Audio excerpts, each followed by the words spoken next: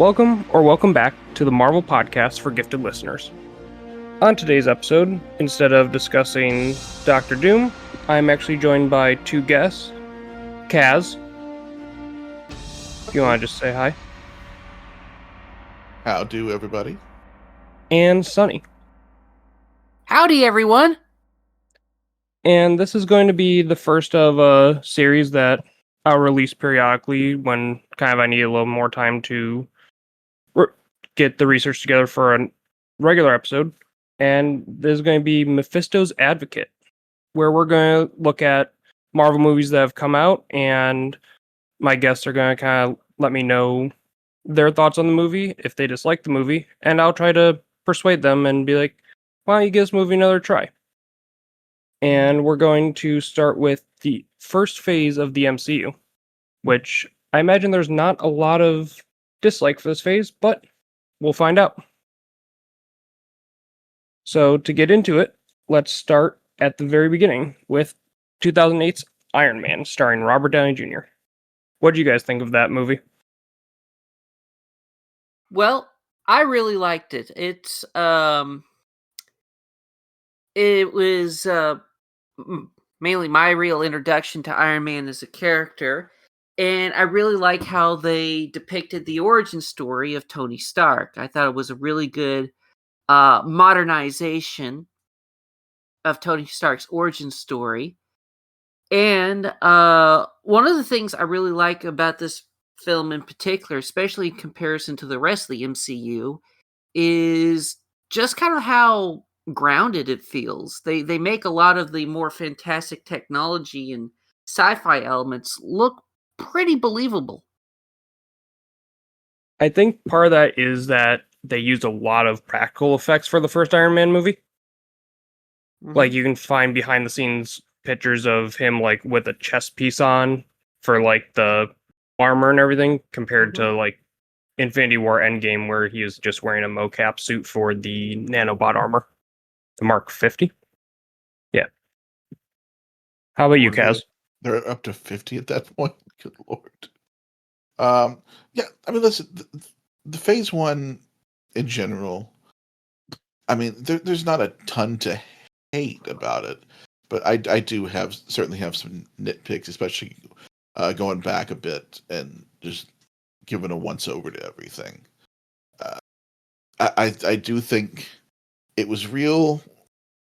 It probably one of the biggest swings that Marvel took in the entirety of the MCU is starting your universe off with maybe the most unlikable person you could pick. Except for maybe Mr. Fantastic. Yeah. But at least he helps people. He's a doctor. This dude just gets people killed all the time.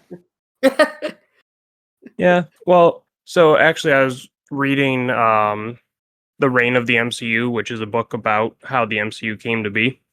Very good book. I have read that, yes. And how they stated, like, well, one of the reasons they went with Iron Man, like most things involving the superhero world, was toys. Mm. They had a panel of kids, and they showed them some toys of the heroes they had the rights to, and all the kids loved the Iron Man toys. So that's part of the reason they went with Iron Man to start. Which is crazy how much toys dictate superhero media. Well, I mean, that just makes me think, because you have, like you said, we were up to like 50 Iron Man suits at that point. It reminds me of the in the 90s when you had all the Batman toys. It had every type of, ice Batman or submarine Batman, all the different Batmans. Jungle Batman. Yeah. You could easily do that with Iron Man stuff. So that doesn't surprise me whatsoever. Yeah, which this is phase 2 with Iron Man 3, but which we'll talk about in a different episode.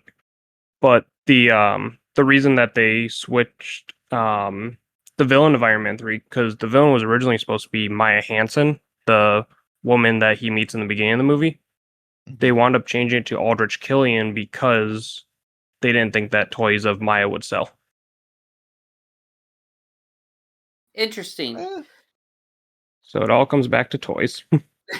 Well, so does a lot of things. I mean, one of the reasons why they, why they kept doing things with like the DCAU was toy opportunities. They kept definitely kind of pushing Bruce Timm and Paul Dini to come up with some stuff that they could turn into things that they could market. Right, and that's I mean, why Young Justice got canceled originally because of poor toy sales. yeah, I mean that's why George Lucas made sure to keep his toy rights because it made him $1 billion. Exactly. I mean, I can't imagine how much money Marvel makes off of Pop Funkos. You guys have seen my collection, Mm-hmm. the amount of just Iron Man ones that we have. I Yeah, don't believe I've seen your Funko collection.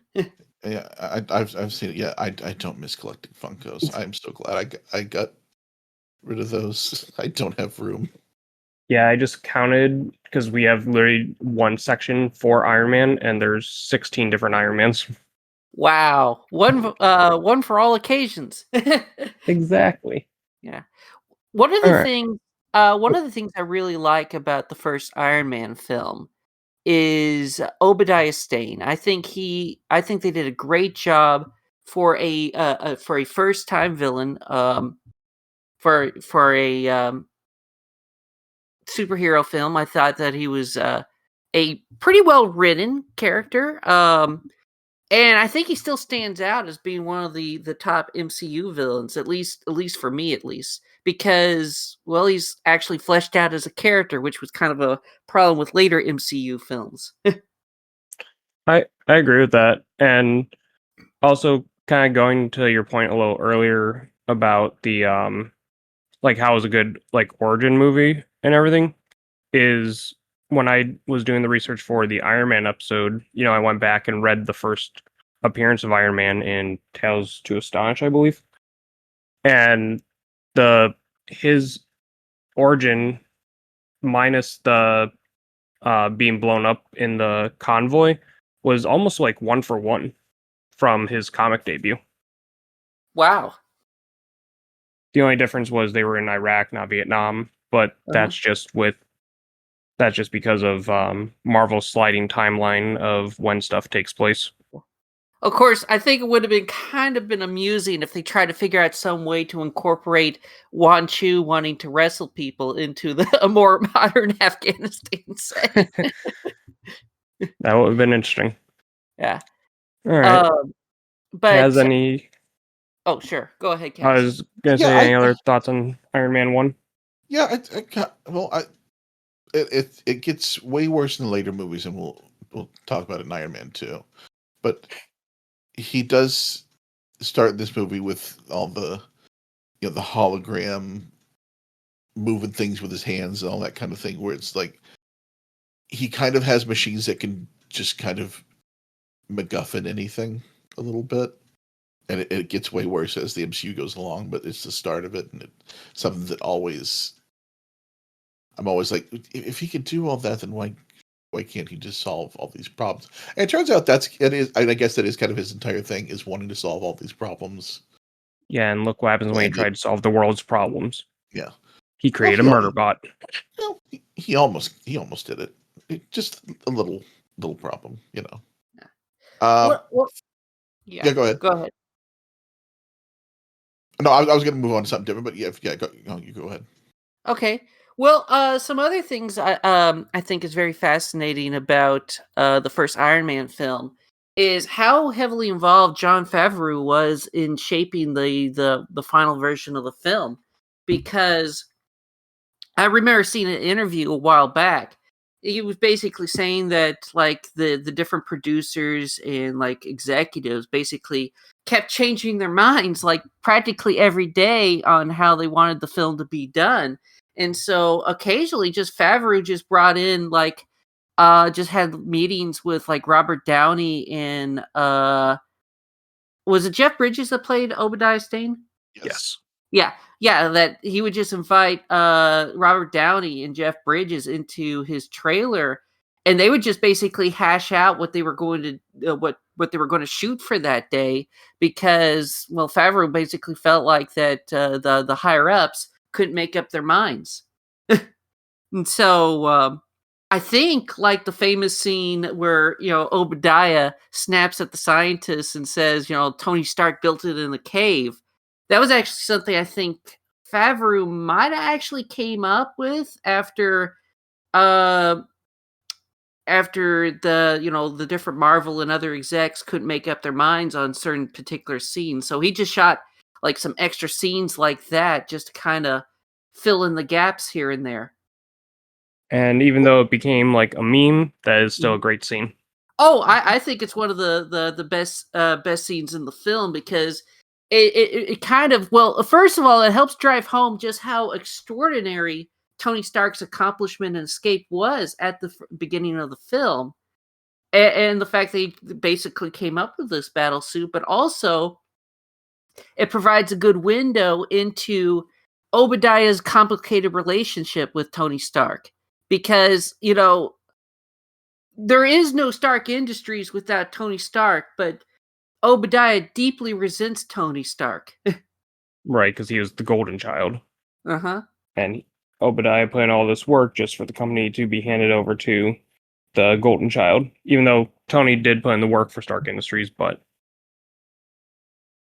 Obadiah always felt he deserved the company. Yeah. And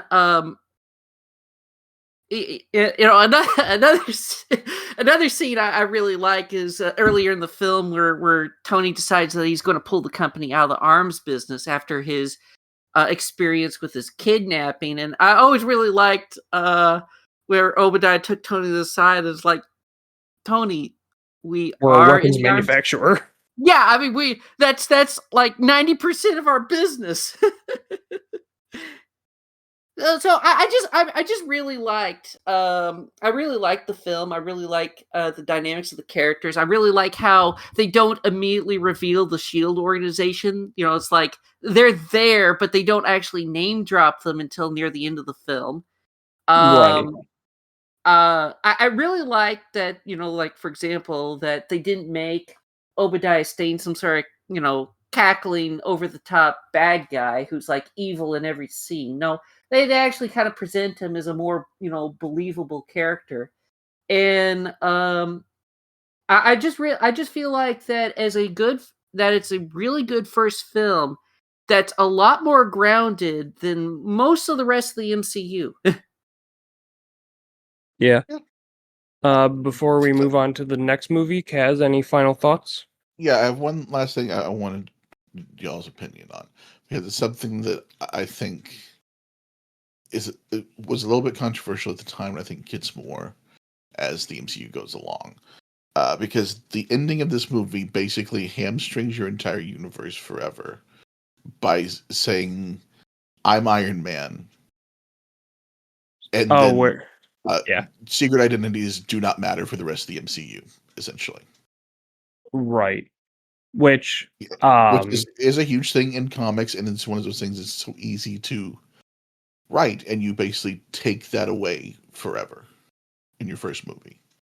that is true, and I think one is I've read that was an ad lib and they loved it, so they kept it. And also, a lot of the MCU is pulled from the original Ultimate Universe, Earth 1610. And so they and in that universe, secret identities weren't as important as in the main 616 continuity. Mm-hmm. So I think that's also a reason of why they were so public in the MCU versus a traditional superhero movie, such as, the Spider-Man movies or the older Daredevil movies and stuff. Daredevil movie. Yeah. Well, I think him revealing his identity at the end of the film kind of fits with the overall story that they were going with the first Iron Man film. Of course, I also really like that they did kind of acknowledge the at the same time they still kind of acknowledge the whole secret identity thing with Iron Man's your bodyguard. Which was the original. I really like how they did kind of acknowledge that from the comics, but also kind of more or less kind of did their own thing too. Yeah, I think one thing that people I'd say newer fans, people who kind of joined around Phase 3 is that the MCU is A, its own universe, and B, an amalgamation of just all of Marvel Comics. They pull from multiple storylines, multiple eras of the comics. So, Mhm. but Yeah. with that, let's move on to the Incredible Hulk, Oh yes. This starring Edward Norton. yes. So the Incredible Hulk movie, I actually kind of saw this one last. I had saw the other like Phase 1 films kind of generally in order of release. But I think I might have seen Incredible Hulk, the Edward Norton one, just like right before the Avengers film came out. Okay. So so the experience for me was a little bit different. But I found it's I kind of find that this one to be kind of different. It's very different from the rest of the MCU films, and that's, partially because this was in development before the MCU got started, and then also because this was still when they were kind of experimenting with the whole like joint studios working together thing before Disney took it over and changed up everything.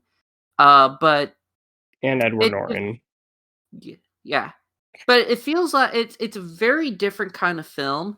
In some ways, I like it more than the Ang Lee Hulk film because as philosophical as that Hulk film was, I barely can remember it. I can at least remember stuff more with the Edward Norton Hulk film. But I don't know. One of the things that I just kind of took away from the Edward Norton Hulk film was like, man, this film is just dark. It is just a very dark film, and it does not have the same kind of, I don't know, positive tone that a lot of the other Phase 1 MCU stuff had. I do think it explored a lot of interesting stuff. Like I really like their take on the Abomination with him very strongly being implied to be a continuation of the super soldier serum experiments. Uh Which in the comics, that's not how Abomination gets his powers, but the whole continuation of the weapon or the super soldier program is essentially is the Weapon X program, yeah, which created obviously Wolverine, the most famous Weapon X candidate, but also Luke Cage and Rocket Deadpool, Raccoon. I believe. No, Deadpool is not one of the weapons in the Weapon X program in the comics. Really? Oh, okay. Yeah, so it's like Captain America's Weapon 1, technically, Uh-huh. Project Rebirth, Yeah. and there's a few others. I believe Luke Cage is Weapon 8, and again, they were trying to replicate the super soldier serum because it was such a thing that, they show in the film of in the Captain America movie of it was so special it only really worked once, but they constantly kept trying to redo it. Well, you Kaz, thoughts on the Incredible Hulk? Where Yeah, you're this is. I think this is the one that this is probably going to be controversial. I think the Eric Bana one is more memorable just because of how bad it is. I think this movie is just a little more just kind of there. yeah, I don't. and I think like I'm a big Ed Norton fan. I think he's a tremendous actor in basically everything that isn't this. Like I don't love him as Banner, and I don't think he understood the character the way that say Mark Ruffalo does. Like I think Ruffalo is able to tap into that little bit of there's always a the menace monster. there. Yeah. That I don't think Norton ever really was able to. But it let Ed Norton go and make a bunch of Wes Anderson movies that I don't care to watch, but that's fine.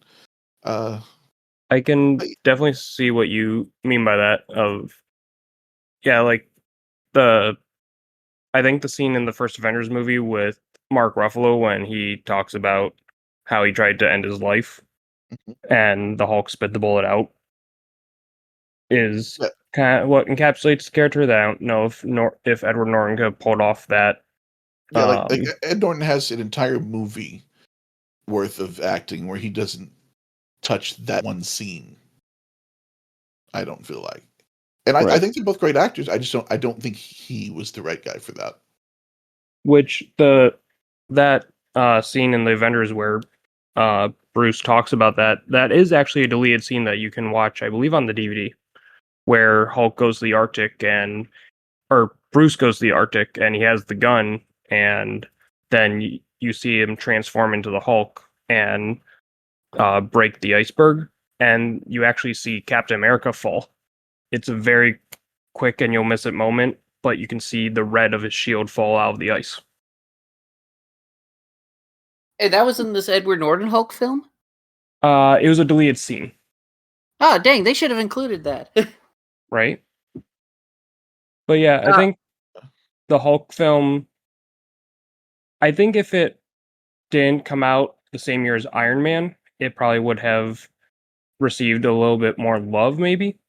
Hmm. Because honestly, like, I think I like it as a movie. It, minus Edward Norton's acting, I think the storyline, encapsulates kind of, the beginnings of Hulk. Of he became a monster. General Ross hunts him down. He still has his love for Betty, and yeah, yeah, I think, yeah, I think it's a perfectly fine film. I just kind of feel like that it felt a little. It, I think, I just feel like it might have just been the wrong film to come out at the wrong time. Um, because I think it kind of feels tonally a little bit closer to more earlier 2000 films. Because, like I said, Iron Man really kind of changed up a lot of how comic book movies were done. And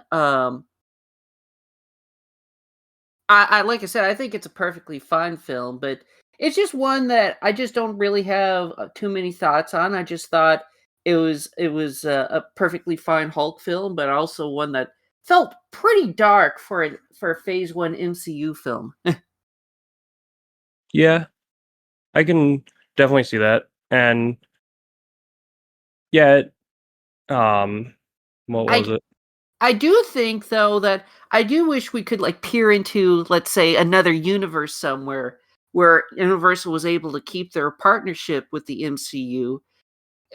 Because I think if we had gotten like an Edward Norton Hulk 2 or so on as like continuations in the MCU, I think we probably would have different opinions on this particular Hulk film. It might be higher, might be a little bit lower. It's just the problem is since the partnership got terminated so early, all we really have is just this one film. Um, but I think it would have been kind of interesting to have seen what could have been. Most definitely. I might push back a little bit on that just to say that seeing as we have two Hulk films that didn't really work, I think having the Hulk as like a B character in other movies works better Works better.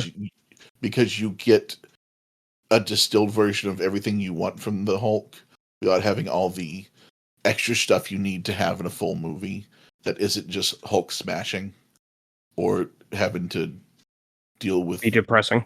yeah or having to deal with Banner versus Hulk stuff. You don't get any of the extra stuff that kind of bogs those movies down. That's a very fair point, and all the people, like, yes, it'd be nice to get a new Hulk story where he was the main focus, but his appearances throughout the MCU definitely, I think, have given us a nice look at the character, and And where also all the best big Hulk stories involve other heroes anyway.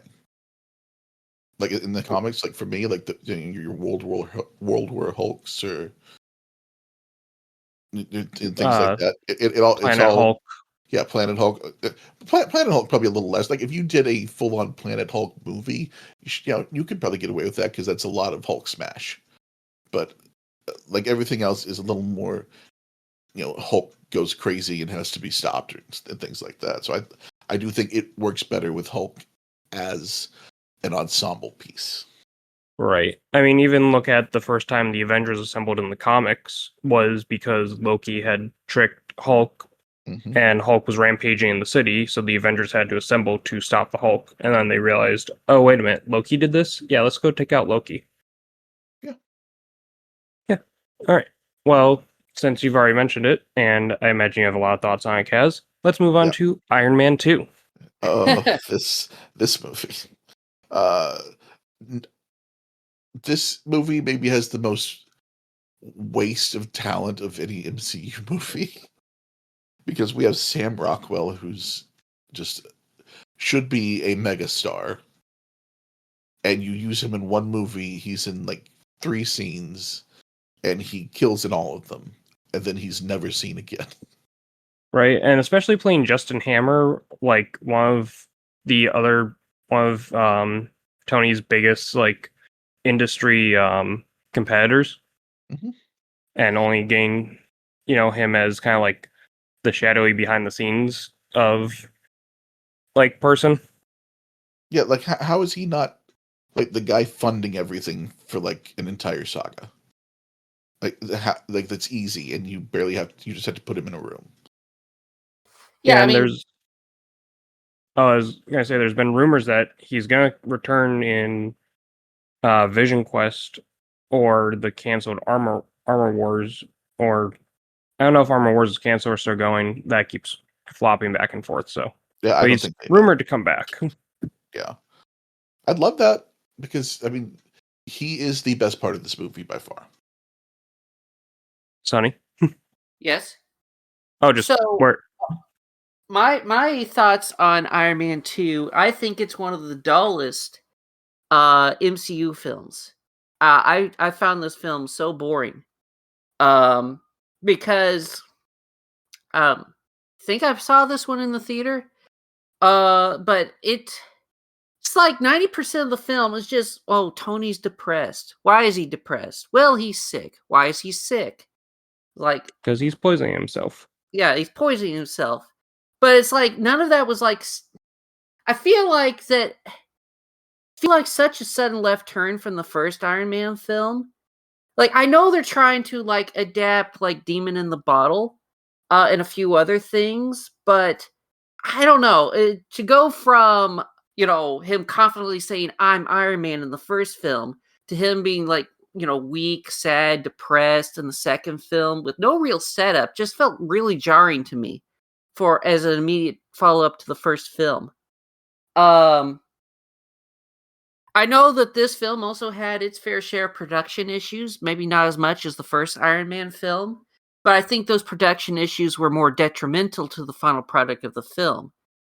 For example, I know that at one point they were strongly thinking about just simply bringing back Obadiah Stane as a full-on bad guy for the second film, going with more of like the chess theme and stuff that he had in the comics with and stuff like that. I think one of their ideas was that he was going to try to get back at Tony from while being behind bars. In hindsight, I kind of think that would have been a better film for an Iron Man 2. Or if Obadiah was in the Justin Hammer role, Mhm. where yeah, he was behind bars but still had was pulling the strings with Vonko. Mhm. Yes. I just kind of feel like that Iron Man. I will say this: there is a few scenes I really do like. I do like it explores kind of more of Tony's relationship with his father, and I really love the scene where he creates a brand new element. I feel like that scene is a very kind of important scene because it's the first time uh it really kind of marks a moment, at least to me, at least, where the setting in MCU goes from modern and grounded to more sci-fi. And at the time, I thought it was really cool that he managed to create a brand new element. Well, Uh, recreate. Yeah, oh yeah, see. I would say that is where the MCU starts going off the rails a little bit because well, yeah. I mean, in because hindsight, it did, but at the time, it was kind of cool. But I think you could point to that as the moment where the MCU universe started to go sci-fi. Mhm. What? Sorry, talking to the Yeah. cat. Oh, I okay. Well, figured. I guess the cat has an opinion too. She's the mascot of the podcast, so she's got to Yeah. have one. Uh-huh. Uh, Um, I do like the introduction of War Machine. I just kind of wish that it was in a better film. In fact, there's a lot of things in this film I wish were in a better film. Honestly, as much as it wasn't the best part of the movie, though, during Tony's birthday party where he gets drunk and then is like, yo, spin a sick beat for me, beat my buddy's ass to. I don't know, that scene is one that I enjoy. yeah, I my issue with that entire thing is this is I feel like the start of Marvel half-assing stories because like Demon in a Bottle is like this all-time Iron Man story where he's just lost, and you basically get one scene of him being An alcoholic. basically it's Robert Downey Jr. reliving the 90s.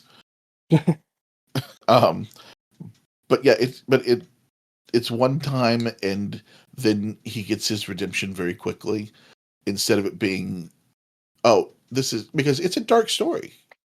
I mean, it's And about yeah, alcoholism and the terrible things that come from it, and it's not like he ever really has any huge repercussions from it because yeah, And the that funny thing is, I and I feel kind of like if wonder if maybe they might have casted Robert Downey specifically because of his own issues in his personal life, and of course because of Demon in the Bottle and as an Iron Man story.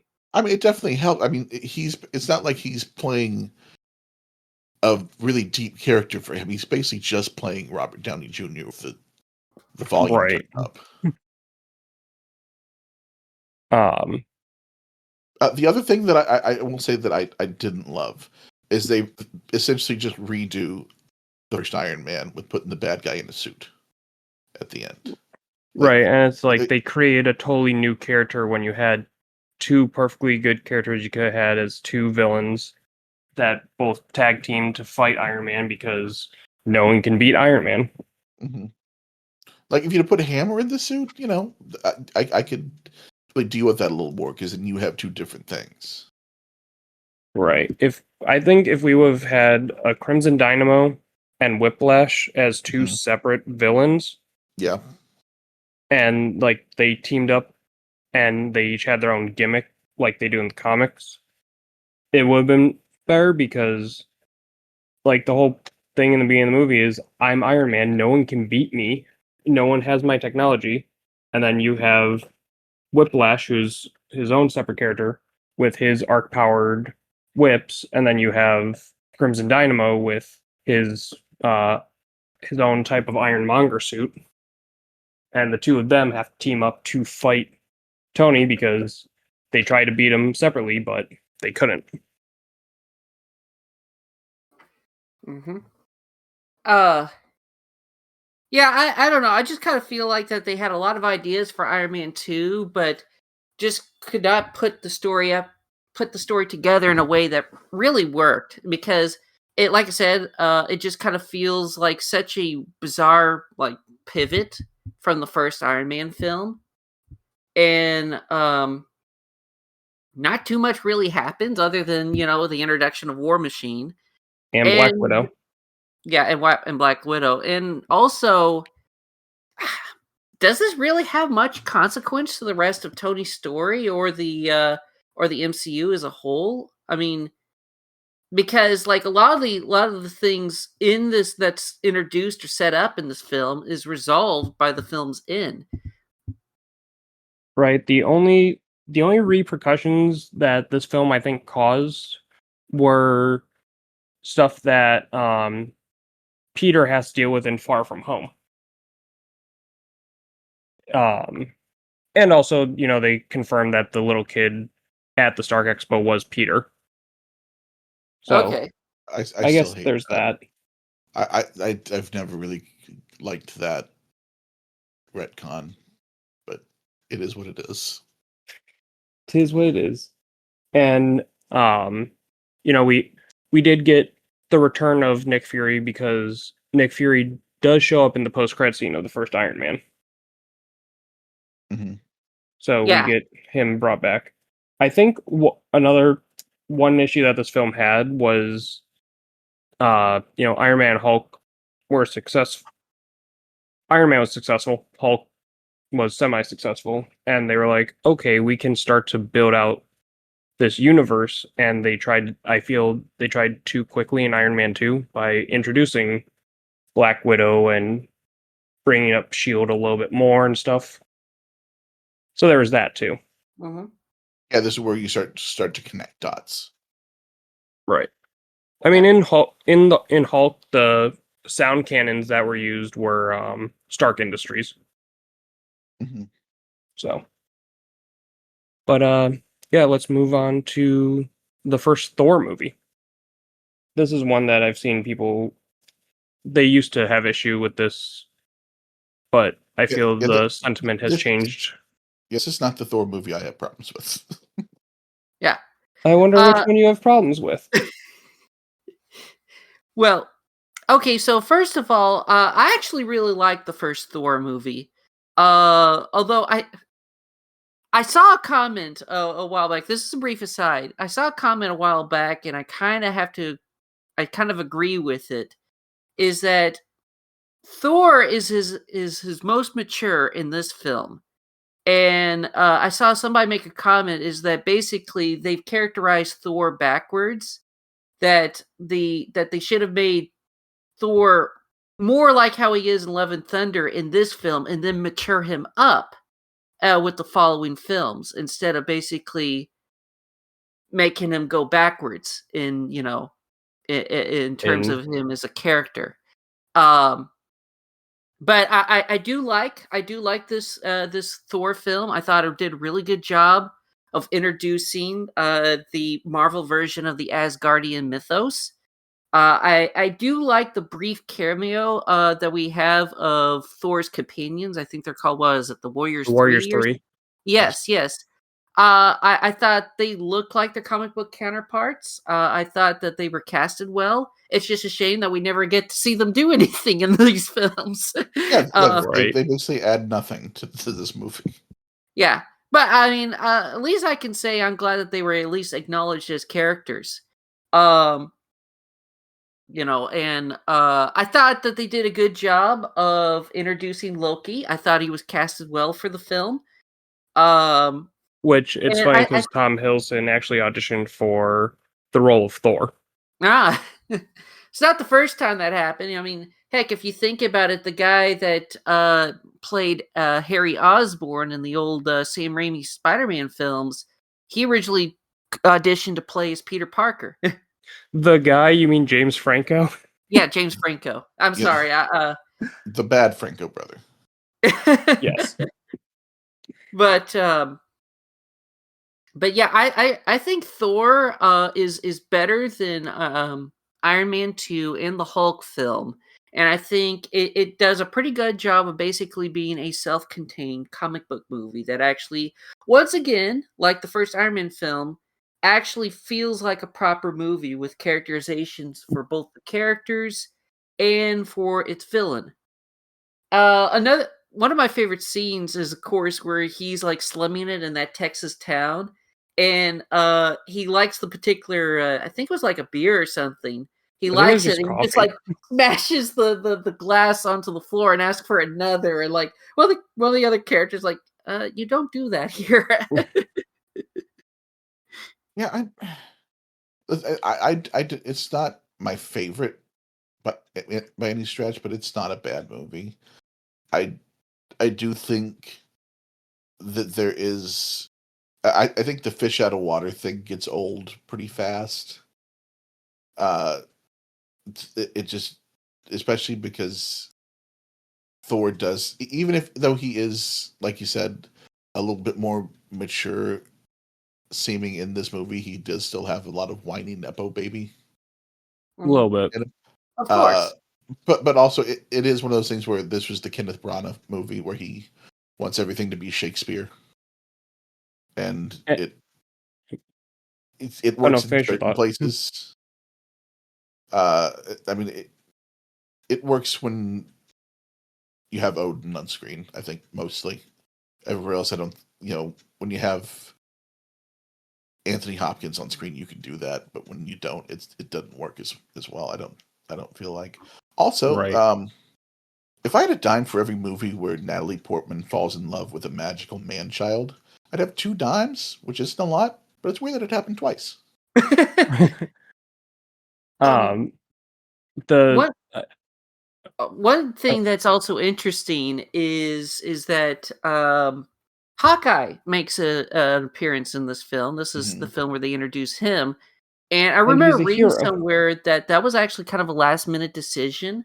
Originally, they were just going to have just like a shield sniper up there, just tracking Thor with his rifle when he's trying to pull the hammer out. But then, like I think, like maybe a couple of days before they were going to film the scene, I think somebody came up with the idea is like, instead of just having just like a generic shield sniper up there, why don't we just rewrite that character to be Hawkeye? Interesting. I'm popping that up. I'm looking up real quick. And it's the last time Hawkeye was useful. Hey, that man is the only reason the Avengers ever won. Because when he wasn't there, guess what? They lost. I can't argue So, that, and I'm unhappy about it. yeah, like you ever seen that thing? It's like first Avengers they won, second Avengers they won, Infinity War they lost, and Hawkeye was not there. And Yeah, then Endgame they won again, and because Hawkeye was there. yeah. I mean, it's not wrong. I don't like it, but it's not wrong. Maybe Hawkeye secretly the anchor beam. Oh, Could you that'd be actually kind of funny if they made him the anchor beam. please don't put that in their heads, because they'll do it because they don't actually have any answers for that. All right. So moving on to Captain America: The First Avenger, which is honestly, as much as everyone says that Winter Soldier is like the best, I feel like this one is probably my favorite out of the Captain America movies. Mm-hmm. Um, yeah, I don't know what is maybe it's the period piece because they did so well with the story, but the first Avenger is probably my favorite Captain America movie. Yes, I would have to agree with that. Because here's the thing. I mean, I was never really that big of a Captain America fan. My basically my introduction to Captain America was the Civil War storyline, and Ooh, while I was certainly on the Probably not the side best of introduction. yeah, no, yeah. I mean, I certainly sympathize with Captain during that storyline because, well, honestly, Iron Man and Mister Fantastic and some of the other people on the registration side were pretty awful. Uh, I but mean that whole storyline. yeah, but I mean, it's still not the best introduction of the character, and of course, he immediately dies at the end of that storyline. And Spoilers. Oh, I imagine most people here have read the storyline, but I guess you can cut that out if that's too spoilerish. No, it's fine. But yeah, so I never really had much strong opinions on Captain America, and then I saw this film, and I absolutely love how they adapted the character for screens because it would be so easy to get Captain America wrong as a character, and it's basically like, trying to adapt Superman as a character. It is such a hard thing to do without making that character come off corny. Uh Right. and they managed to nail it in this film, and that they did such a good job with it. I think it probably helped, the casting that they did with it. I also think it helped with the director too, because I believe the person that directed this film also directed the Rocketeer movie from like the early '90s. And when you think about it, there's a lot of kind of overlap in style and tone with this first Captain America film and the old Rocketeer movie. Uh, and I think it helps quite a bit. They did a really good job of doing Captain America's origin story while kind of making it more in line with a lot of the stuff that what Like writer was that? I'm looking at it right now. Brubaker. This is a lot of the stuff that Brubaker introduced into the Captain America mythos. So I thought that they did a good job with that. the same I director really. did Jumanji, Oh, okay. and he did do Rocketeer. Yes. I really love Red Skull in this film. I thought that the makeup, costuming was perfect. I thought it was interesting. They made him in charge of Hydra. I thought that that was an interesting change from the comics, but I think it's one that worked really well.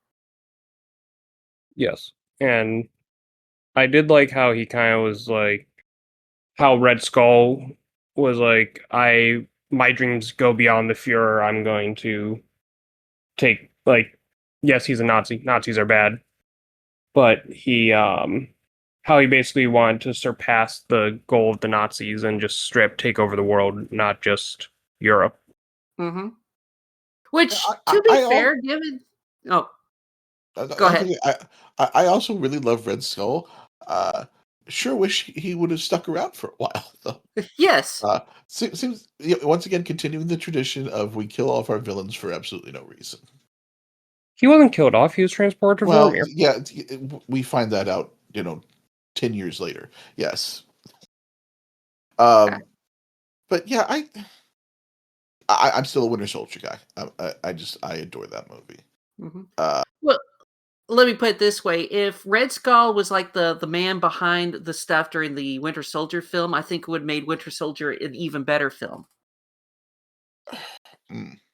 Interesting. Man, they should have just kept their villains behind the scenes. That seems to be the consensus we've been drawing. Yeah, Yeah. I will. A few things that I'm not a big fan of in this movie, and not like, and it's a little nitpicky, probably.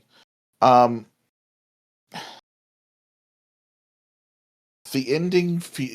I saw somebody else make this point, and I thought it was pretty on the nose. You're basically redoing the ending of Raiders of the Lost Ark, but not as good. Okay.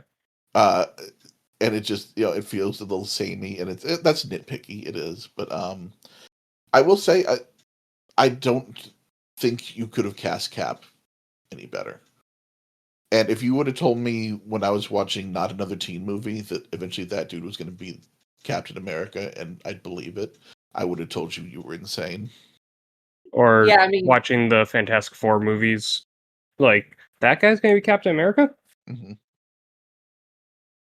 yeah, it's hard to believe that the guy that played Johnny Storm would end up playing Captain America. And I actually thought it was funny that in the recent Deadpool film they actually kind of poked fun at that and did a neat bait and switch. Yeah, Which, that was probably the best part of that movie.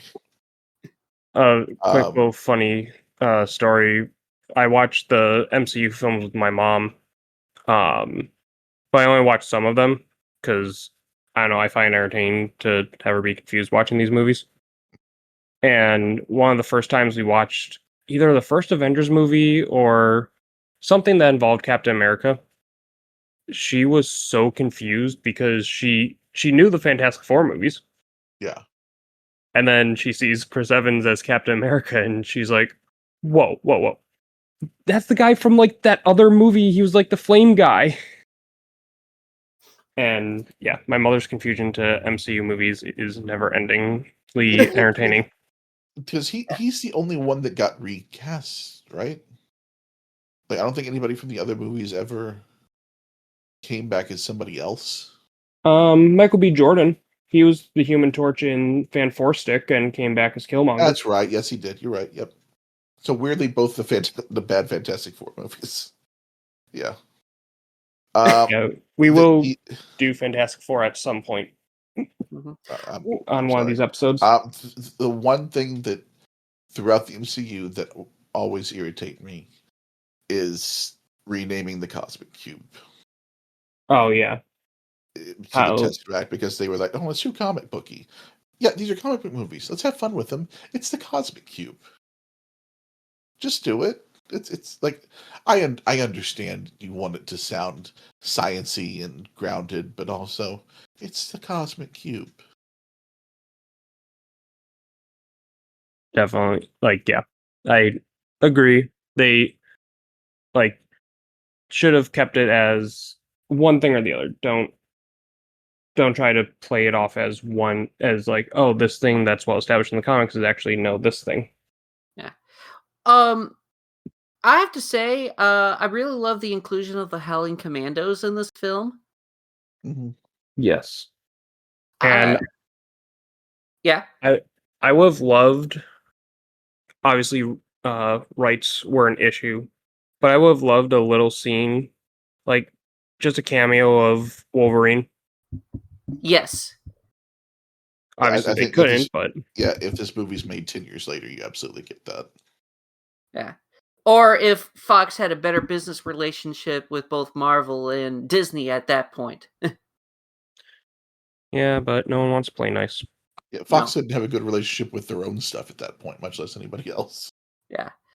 Um but I also really like the USO show musical number in the film. That was actually, I think that song was written by Howard Macon, the guy that did the music for Little Mermaid. He actually wrote that number. Oh, interesting. It was kind of the precursor to the Avengers musical. Oh, Rogers the musical.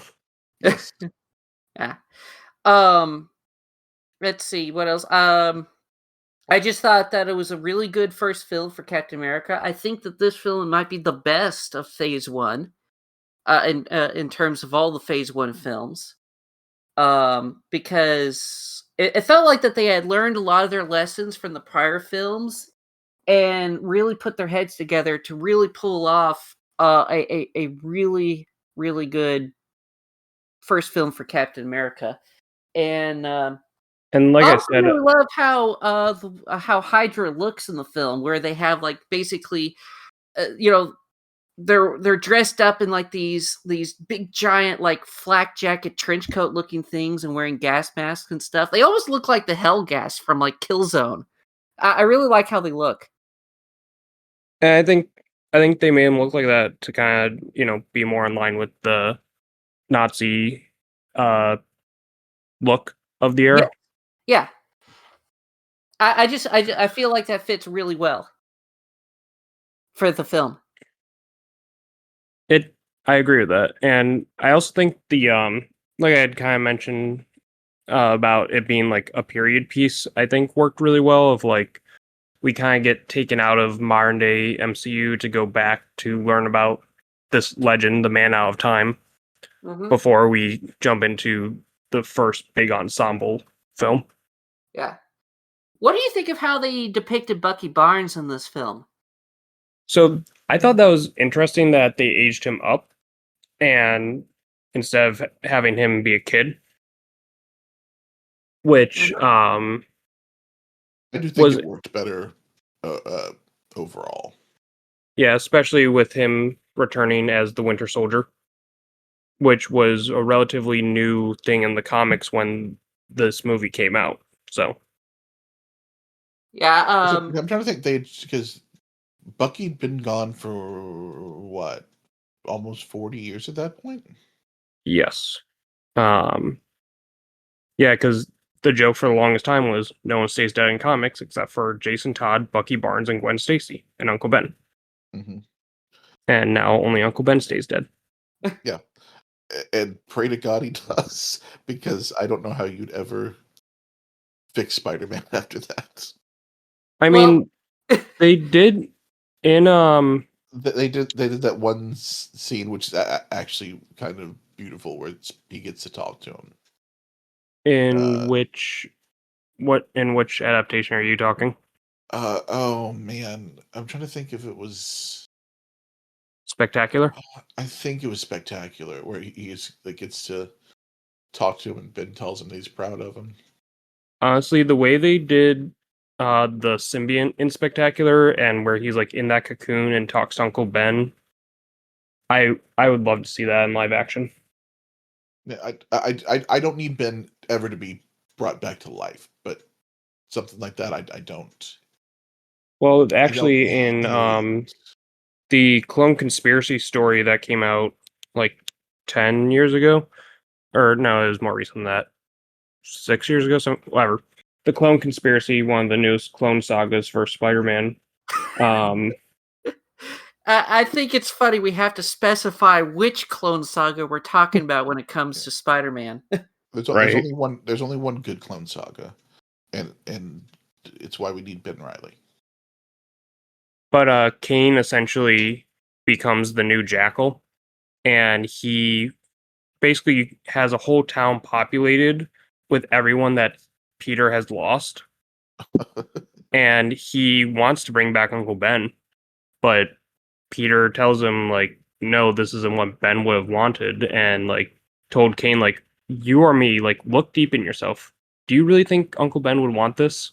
And he winds up not resurrecting him because no, Uncle Ben would not want this. That reminds me of a story, golly, from the early 90s. It was I think one of the Darkhold comics, if you remember those from like the early 90s. There was like a crossover issue, I think, with like the Punisher. And like I think there was like some necromancer or something in it that nearly like resurrected Castle's family, and Castle's like, no, don't do that. That would I actually know what story you're talking about because I actually just read those recently. I would Yeah. love to. I would love for somebody to go through like old notes from Marvel and find out how many times somebody almost brought back Uncle Ben, because you know this that they've had to pitch it multiple times over the however Oh many yeah, decades. especially like you're telling me that they didn't talk about when they were doing One More Day. Oh, that's the only way you could have ruined that more. Honestly, as as bad as One More Day is, that honestly probably would have been the perfect opportunity for them to do that, because hell, if they're erasing their marriage, why not bring Uncle Ben back? Make it part of the deal. Come on, Mephisto. Chop chop. I'm just waiting for the day when One More Day fully gets retconned out and we can get back to how things were beforehand. Ha. You think they'll ever let that happen? You ever think they're gonna let Peter be happy? No. All right. No. Just so we don't run out of time for Sunny, let's move on to the last movie of Phase 1, The Avengers, or in Europe, Avengers Assemble. Really renamed? I didn't know that. Yeah, overseas because Because they have the other Avengers over. Yeah, yep. So the that, movie that, got that makes sense. retitled Avengers Assemble for European audiences to not confuse them. Yeah. What That did they makes call the sense. second film? I mean, they still call it Avengers: Age of Ultron. Oh, okay. I was just kind of wondering, maybe like one of the films they just called it Disassembled or something. Honestly, that'd be interesting to get a Avengers disassembled film, which we did a little bit, but Kind of, but once again, it half-assed. yeah. So yeah, the first Avengers film. At this point, I was very much on the MCU train. And so I was really excited to see this film, and I think this one, I know for sure we saw this one in theaters, and it was not exactly what I expected, but I had a blast watching it, because I knew for sure that they were going to probably do a loose adaptation of the first Avengers storyline, which involved, Hulk and Loki in it. And well, this film had Hulk and Loki in it, so it filled that criteria. uh, um, and I thought that they did a pretty good job putting all the characters together for the first time. And Josh Whedon managed to restrain himself some when doing this film. Only some. Yeah. Because there's the dialogue from Loki to Black Widow, Mm-hmm. which I had to actually look up what that meant. Yeah, no, Joss Whedon sucks. Glad we're all in Yeah, agreement. this movie. I mean, it's more about the big moments than it is about the story, because the story kind of writes itself. Like Right. it's just the everybody gets together to fight a bigger threat, and Exactly. you're just going from big moment to big moment, And which isn't bad. I mean, this that's what these movies kind of are supposed to be. They're just a big event that culminates everything. So I don't really have a problem with that. y- Like the like, it's not perfect. Like, I think like Kevin Smith calls it, the Loki pokey stick is a weird choice. But it does what it needs to do. it does. And also it's nice that it not only brought together the main 6 Avengers into the movie, but we kind of got the side characters from the movies as well, because we got Eric Selvig back for the intro and he helped build the machine. Nick Fury, obviously, Coulson, Rip, and Pepper comes back. We don't really get the anyone from the Hulk movie, but that's because Marvel pretends that doesn't exist until recently.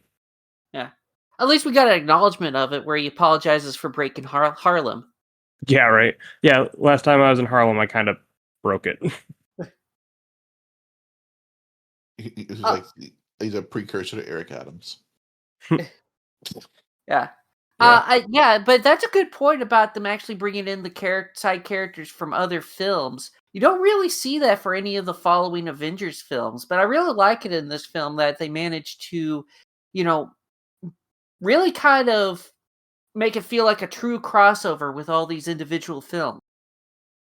Yeah, and again, the fact that they were able to pull this off, and I mean, they're still kind of pulling it off, even if, box office numbers aren't showing it. The fact that they were able to take 4 movies, introduce characters, and then bring them together in one film, like, it had never been done before.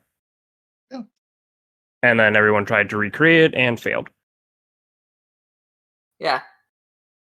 It's funny. The only other time that this kind of thing kind of worked that it comes to mind is with Warner Brothers and the DCAU, and that was much smaller scale. But that's pretty much the only other time I've recalled seeing such a big crossover of various like shows and stuff working with like Justice League and Justice League Unlimited. The Arrowverse, I think, did pretty well with that. That's true, but that came out didn't that come out after the Avengers film though? Oh, you're saying like pre-Avenger? Yeah. Yeah. I thought you were saying just in general, the DCAU was one of the only other times where they were able to cross over stuff and it actually worked. Well, that is true too. I kind of mixed my messaging a little bit. I was starting to say that, but then I was like, well, but prior to the Avengers, that's the only other one I can think of doing it. Gotcha. Yeah. Also, nice little kind of setup for, Endgame of the fight between Tony and Steve of everything special about you came out of a bottle and you're not the guy to lay yourself lay your life down for the other guy. Mm-hmm. I don't think Yes, they had intended that, but it was a nice kind of setup that circled back around eventually. yes, I agree. I thought that it's kind of funny how things get unintentionally set up and it plays off pretty well. I also like the inclusion of the original council that was in charge of Shield making a brief appearance. Very much in the style of like the older comics where you didn't see their faces. It kind of reminded me of the old 80s comic book Nick Fury versus Shield. Um so I kind of like their inclusion there. I know when I originally saw this film, I really kind of thought that the next film that they were going to do would be a straight up Nick Fury movie. And I still think it's a bit of a shame that they never did. Yeah. But I think we got a good amount of Nick Fury. Like, a Nick Fury film would be good, but I think we've gotten a really good amount of him throughout the MCU, of him kind of being that background, pull everyone together. Mm-hmm. And it turns out a Nick Fury show wasn't the best idea. Hey. We don't talk about that. Yeah, definitely when we get into later phases of the MCU, I imagine there's going to be much more griping than this episode had. Yeah.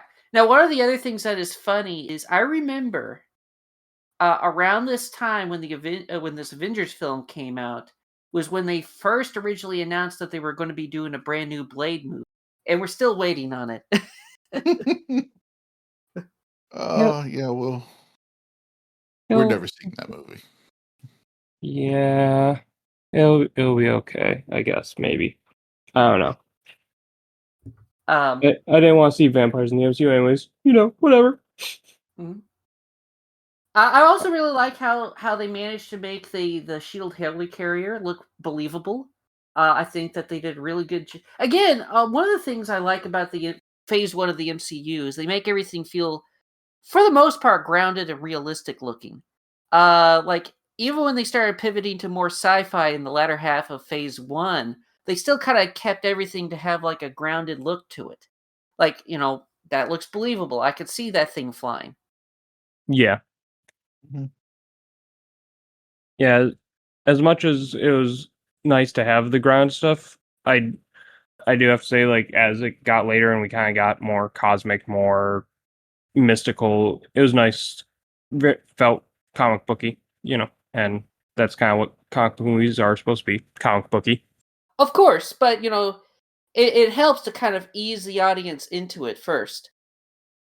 Right. Yeah, like, one complaint I've seen the um about the new Superman movie is that, oh, it's too uh basically it's too comic booky, and it's like that's what it's Oh, supposed to be. yeah, that's what makes it great. It's not 2.5 hours of a Christ allegory. Yeah, it's Oh, the and don't forget all the obligatory IHOP cameos too. oh yeah. um, um I will say, if I have one criticism of this movie, is that uh, shawarma's a little overrated. no, that's fair. Um But yeah, it yeah, like you said, I think Phase One, they were the first ones to do anything like this. So it obviously there were misses, but overall it it, it did what it needed to do to get where they wanted to go. So yeah, yes. there's not a huge negative anywhere. yeah, Yeah. And so you know how when they're eating shawarma at the end of the movie, that was done in reshoots. Hmm. And the reason that Captain America isn't eating in that scene? why? Uh, It's because Chris Evans had already started filming his next movie and he had to grow a beard for it. And so they actually put a prosthetic jaw on him so that he was clean shaven. And then him sitting there like that was just so that, because he couldn't shave because of the movie he was currently filming. Well, honestly, I think that looked better than them digitally removing a mustache.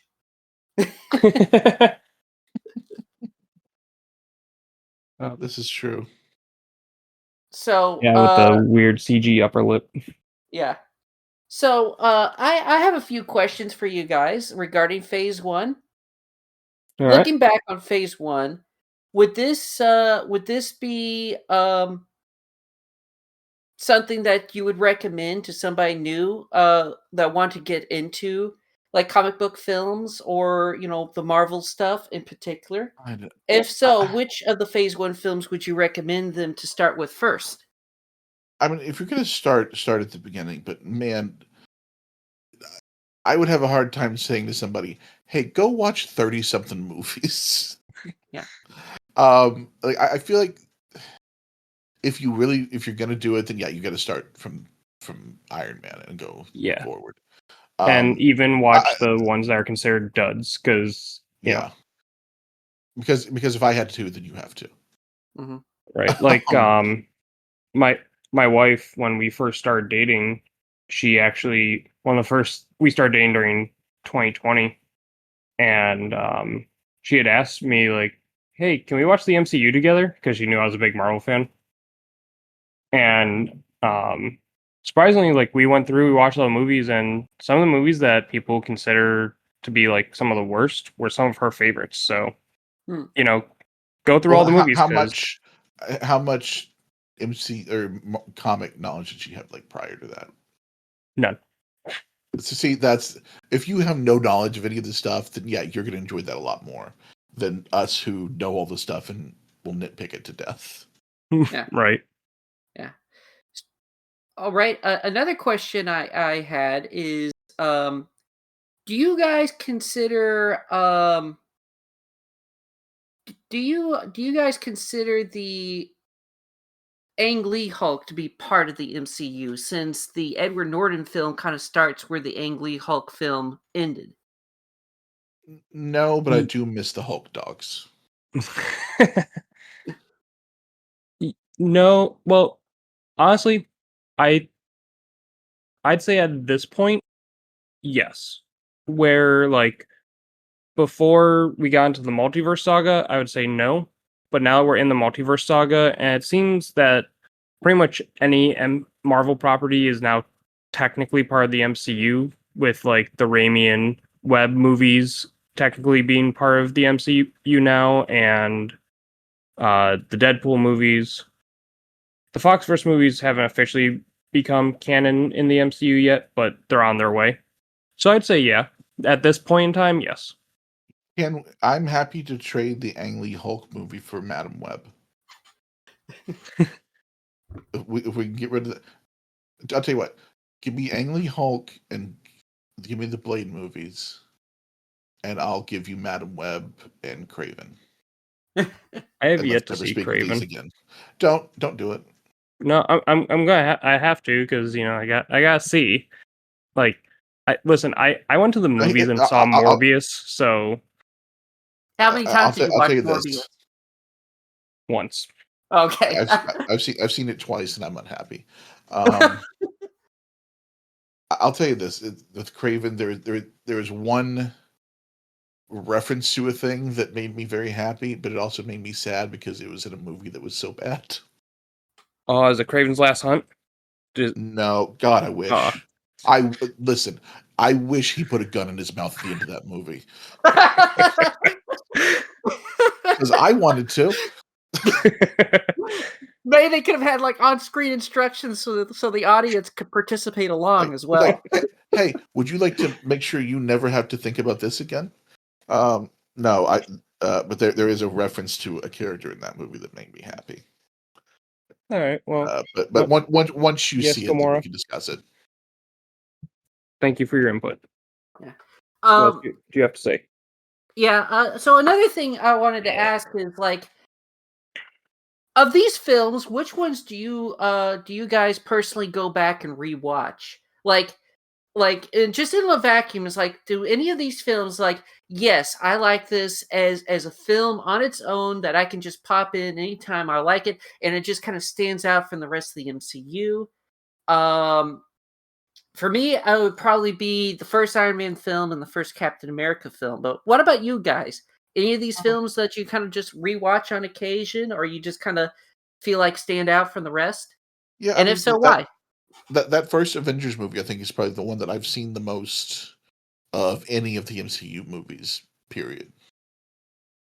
For Just because it was the first time they did that, and it all like even rewatching it still feels big. yeah. For me, it's the first Iron Man movie. Like out of the entire MCU, I still think that that's my favorite movie, and so I go back and rewatch that every once in a while. Tomorrow. Hey. Okay. Anyway, So, Yeah, I don't have too much else to really say about Phase 1. I think it was a very ambitious project, and I think no, regardless of how you feel about the rest of the MCU phases, I think they actually nailed MCU Phase 1 really well, despite having a couple of hiccups with the Hulk in Iron Man 2. I think one of the things that was good was that hype and momentum was going so strong that even when they had mistakes like Iron Man 2, it didn't like mess up the entire plans for the rest of the Phase 1 or, kill any momentum they had. Kind of like we're seeing now. Yeah. I mean, it's like, heck, how many times has DC tried to do their own version of the MCU and they'll get like some progress, but then there'll be just one film that just completely derails everything. Well, the Ryan Enough about Reynolds Wonder Green Woman Lantern 1984. movie. The Ryan Reynolds Green Lantern movie was actually supposed to be the movie to kick off the DCEU originally, Yes. That makes and me so then sad. they failed at that one, so they pivoted to Man of Steel and limped along to Justice League, and now we get to try again. Mm-hmm. Yeah. All right. So with that, I agree with Sonny that Phase 1 very much big, ambitious, and glad they pulled it off because I definitely feel it made Marvel more mainstream. So that for liking comics, you're not as much of an outcast as you may have been in the early 2000s or before. Yeah.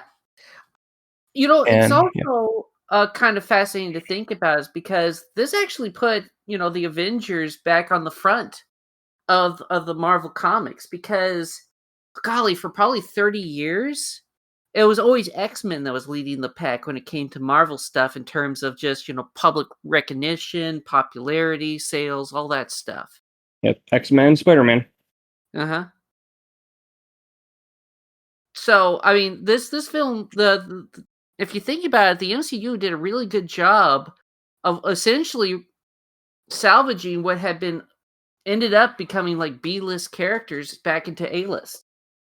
And that's the thing with the MCU, and what I think a lot of people aren't understanding with the new movies of the MCU, is that these characters that we all love now, they were nobodies. No one cared about Iron Man, Captain America, Hulk, the Avengers before the MCU.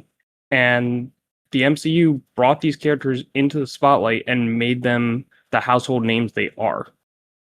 And people just need to give these new characters a chance to become those household names, like Ironheart and uh, what's another new one that? Oh, Ironheart, the Thunderbolts, Shang-Chi. Shang-Chi. Yeah, these are all characters that weren't known that well, just like Iron Man, Hulk, and Captain America weren't known that well. Like, reading the book, The Ran the MCU, they said trying to put together a script for the first Iron Man was hard as hell because the only comic they could get their hands on was the Demon in a Bottle storyline. Wow. Yeah. And also if you think about it, we almost had the MCU nearly 10 years earlier. Because back when Sam Raimi was doing Spider-Man 2, they actually at the time thought about actually like having cameo appearances of I believe uh I could be wrong on this, but I believe at the time they were actually wanting to actually do more to include like characters like the Punisher, Doctor Strange, and maybe even have a brief cameo of Wolverine. Of course, a lot of that stuff didn't happen, but that was something that they were strongly considering all the way back with Spider-Man 2. I mean, even in, I believe it was Fantastic Four Rise of the Silver Surfer, there's a deleted scene where Mr. Fantastic shapes his face into the shape of Wolverine as like a nod that they exist in the same universe. And also in Iron Man 1, we get a little reference to the X-Men where when he's taking the suit out for the first test flight, he asks what's the fastest jet, and it's the Blackbird. Yeah. Oh yeah, and there was one other cameo I remembered. Remember in Spider-Man 2, how they had like the garbage man find Spider-Man's suit? Yeah. Okay, so again, I could be wrong on this, but I was looking up some trivia on Spider-Man 2 the other day. Like one does. Originally, that was actually supposed to be a nod to an old storyline from at some point during one of the Marvel comics where Namor had gotten amnesia and was basically slumming it on the streets of New York. And they wanted the garbage man in that scene to be an amnesiac Namor. Oh, that would have been cool. But I think, if I remember correctly from the rights episode, Namor's rights belong to Universal. Mm-hmm. So that's probably why they were not able to do that, because Universal does not play well with others. No. I could actually name one other cameo that predates all of that. I'm trying to think, is it Blade or Blade? I think it's the first Blade. There's a deleted scene where Blade at the end is looking up at the top of a building, and that is supposed to be Morbius. And they were Interesting. originally considering doing Morbius in a second Blade movie. That would have been cool. That would have been cool. And probably better than the Morbius movie. Yeah, probably. Of course, there is one other funny cameo in Blade movie that most people aren't aware of. But I think in the scene where they go to like the fat vampire den, you briefly see that they're watching some movie on the TV screen. Well, the movie that they're watching is the first Mortal Kombat movie. Love that. All right. So with that will be the first episode of Mephisto's Advocate. There wasn't very much advocacy needed because phase 1 was a pretty good. Would you say that this Mephisto's Advocate, this phase was very nice? It was very nice, yes. I was waiting to make that joke the whole show. So yeah, Kaz, where can people find you? Yeah, you can find me on basically all the socials: X, Instagram, Blue Sky. I'm at the Kaz Wheeler. If you are interested in Japanese professional wrestling, I host a podcast called Didn't Get All of It Japan, where we cover all the biggest news in the Japanese professional wrestling world. And I also have a new show called Ultimo Dragon Ball, where we are watching Dragon Ball Z Kai, and I'm watching it I'm watching any Dragon Ball at all for the first time and reacting to it. So if you're interested in any of that, give all that a look at fatal4pod.com or on whatever podcatcher of your choice. And Dragon Ball Ultimo is pretty good. I've listened to a few episodes. I only have one critique, and you already know what it is. Yes. And Sonny, how about you? Yes. My socials usually go under the name of Somerset Banjo. I have a YouTube account with that name. I have a DeviantArt account with that name and a Twitter account with that name. And you can definitely follow me on all those platforms. I don't update those that often, but I do upload YouTube videos at least twice a week. And I'm currently trying to expand and do more stuff. I'm hoping to do some Let's Play streams in the near future, and I'm trying to set up a Ko-fi account to help support my efforts. All right, awesome. Yeah, definitely look up Sonny. They do some great stuff. Yeah, also, for those that love comics and video games, I am working on a Star Fox fan webcomic, which will hopefully, the first issue of that should come out maybe sometime late 26 or early 27. Awesome. All right. You can obviously find the Marvel Podcast for Gifted Listeners on Instagram at TMPFGL. We have a Discord channel that the link will be in the bio. And And we're on YouTube at the Marvel Podcast for Gifted Listeners. And if you have any questions, comments, or concerns, you can email them to tmpfgl@gmail.com. And with that, that was Mephisto's Advocate.